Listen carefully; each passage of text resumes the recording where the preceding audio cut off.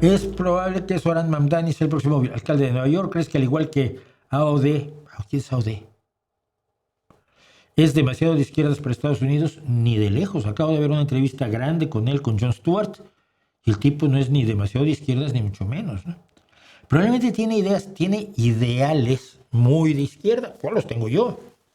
Hombre, la propiedad general de los medios de producción por parte de los trabajadores, que no del Estado, me sigue pareciendo una buena idea, siempre y cuando, claro, también los administradores sean trabajadores y también el empresario sea trabajador y sea copartícipe de la propiedad de las empresas. Pero sí es muy raro. Pero no, hoy a Mamdani lo que él está planteando son cuestiones que él mismo lo dice.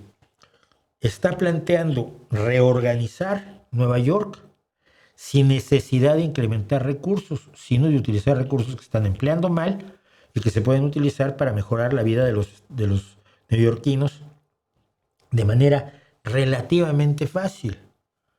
Entonces yo lo estuve oyendo, le he oído discursos, pero los discursos, pero cuando tienes una entrevista aguda, como la que le hizo precisamente Jon Stewart, yo creo que no es demasiado de izquierda, pero lo presenta. A ver, Donald Trump está diciendo que es comunista y este tío está lejísimo de ser comunista. Él es socialista democrático, no socialdemócrata.